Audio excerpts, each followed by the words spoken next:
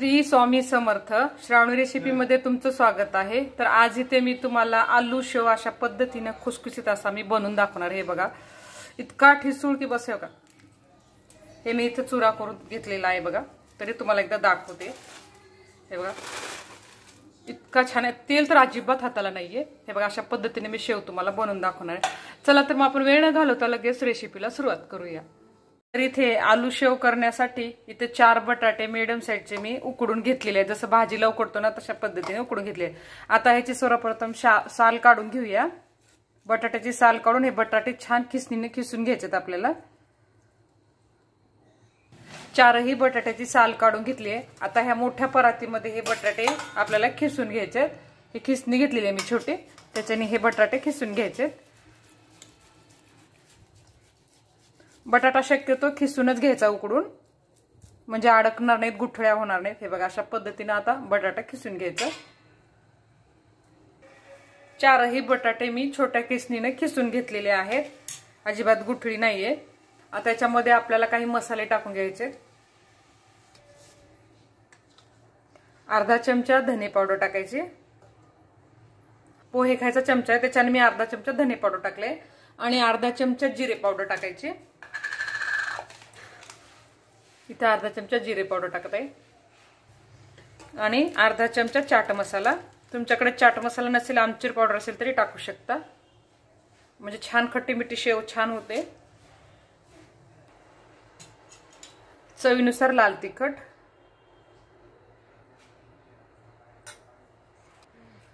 चवीनुसार मीठ टाकून घ्या। मी थोडं साधं आणि थोडं काळं मीठ टाकणार आहे। आता चवीनुसार साधं मीठ टाकलेलं आहे। हळद टाकूया छोटा चमचा आणि थोडंसं काळं मीठ टाकणार आहे। हे काळं मीठ टाकलंय मी, तर थोडंसं साधं मीठ थोडं काळं।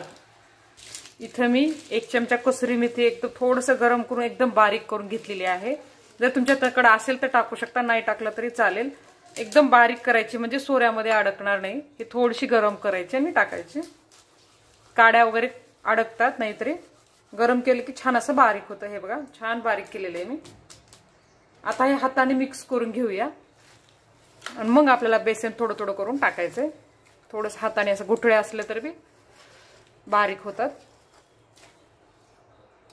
आता याच्यामध्ये आपल्याला बेसन टाकायचंय थोडं थोडं करून। इथं रेग्युलरची वाटी घेतली, आधी 1 वाटी टाकून मिक्स करून घ्यायचं। किती मावते ते तुम्हाला शेवटी सांगते मी। याच्यामध्ये मिक्स करून घेऊया। लागलं तरच आपल्याला थोडं थोडं पाणी टाकायचंय।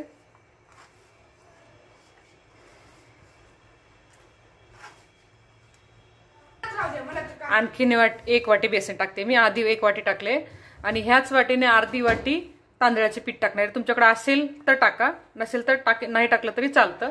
अर्धी वाटी आता मी तांदळाचं पीठ टाकणार आहे। 2 वाट्या बेसन आणि अर्धी वाटी तांदळाचं पीठ, आणि याच्यावरती आपल्याला अर्धी पळी कच्चं तेल टाकायचं। गरम करायची गरज नाहीये। हे कच्चं तेल टाकते मी इथं। आता छानपैकी मिक्स करून घ्यायचं। लागलं तेवढंच पाणी टाकायचं। आपण जसा शेवला करतो ना तशाच पद्धतीचा हा शेव असतो। जास्त घट्टही नाही, एकदम पातळही नाही करायचं। आणि थोडं थोडं हातावर घेऊन पाणी टाकायचं। आधी मिक्स करून घ्यायचं पूर्ण। आता इथं मी थोडं थोडं करून पाणी टाकते, जास्त पाणी लागत नाही, कारण की बटाट्याचा ओलसरपणा असतो।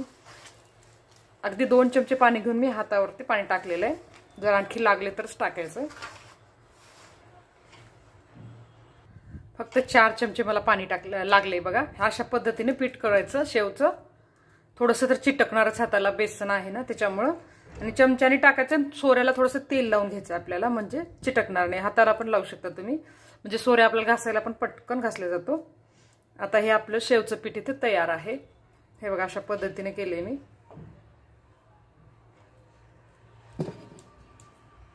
मीडियम साईज आहे, जास्त पातळी नाही, जास्त घट्ट पण नाहीये। आता ह्या सोऱ्याला मी तेल लावून घेणार आहे।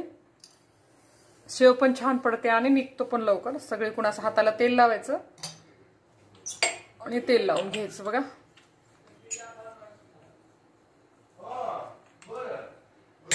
चाळणीला पण लावून घ्यायचं। इथे मी तेल लावून घेतले आणि तेल कढईत गरम करायला ठेवलं. याच्यामध्ये आपल्याला पीठ भरून घ्यायचंय. इथे मीडियम साईजची मी चाळणी घेतली. तुम्हाला जास्त बारीक हवं असेल ना तर बारीक करू शकता. आता याला लावून घ्यायचं चाळणी, मग आपल्याला पीठ भरायचे मध्ये. आता याच्यामध्ये आपण पीठ भरून घेऊया.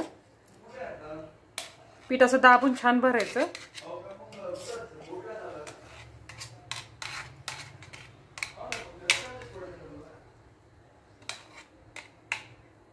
हाताला पण थोडं तेल लावायचं म्हणजे पीठ चिटकणार नाही. आणि असं थोडं दाबून भरायचं पूर्ण सोऱ्यामध्ये, म्हणजे व्यवस्थित असा शेव पडतो.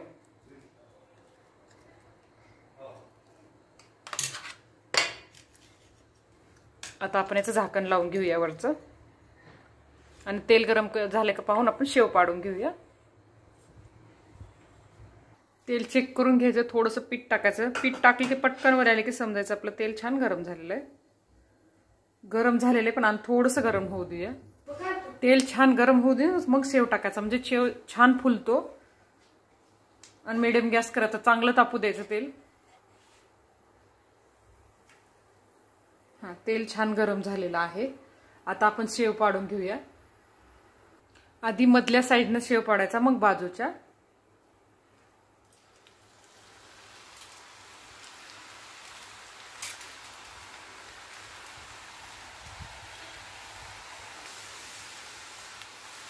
खालची साईड भाजली की मग शेव पलटून घ्यायचं.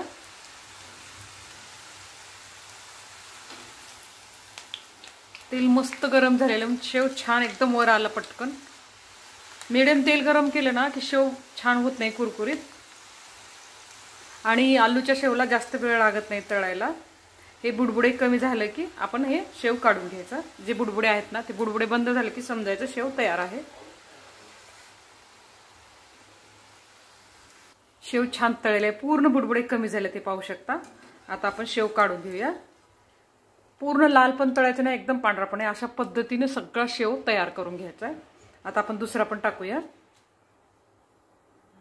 सोऱ्यामध्ये पीठ आहे, आता आपण दुसरा पण टाकून घ्यायचा. हे बघा अशा साईज पद्धतीने.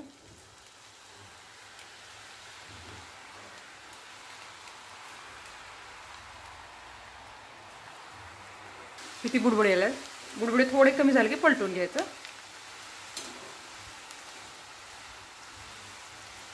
मीडियम गॅस ठेवलेला आहे आणि तेल छान गरम करून घेतलेलं होतं. आता आपण पलटून घेऊया शेव.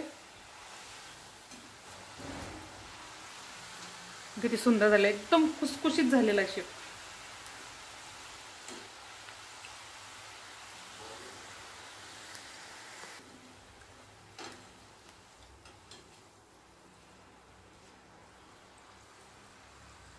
बुडबुडे कमी झालेले आहेत. हे पण शेव तयार झालेलं आहे.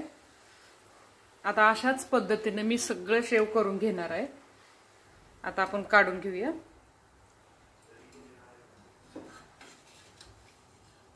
हे बघा किती सुंदर झालेलं आहे.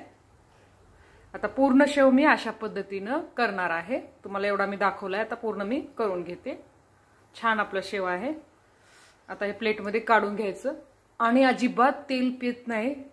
खूप छान होतो हा शेव, आलू शेव. मस्त असा आपला आलू शेव इथे तयार आहे बघा. एकसारख्या पद्धतीने मी खूप छान असं तळून घेतलेलं आहे. एवढा खुसखुशीत आणि सुंदर झालेला आहे. तुम्हाला मी तोडून दाखवते. हे वरचं थोडंसं गरम आहे. हे बघा, आता मी खालचा भाग घेतलेला आहे. हे बघा इतका खुसखुशीत आणि चवीला पण खूप सुंदर झालेला आहे. तुम्ही एकदा नक्की ट्राय करा. हे बघा, आता इथे आपला शेव तयार आहे. नंतर भेटूया अशाच चमचमीत व्हिडिओमध्ये. धन्यवाद.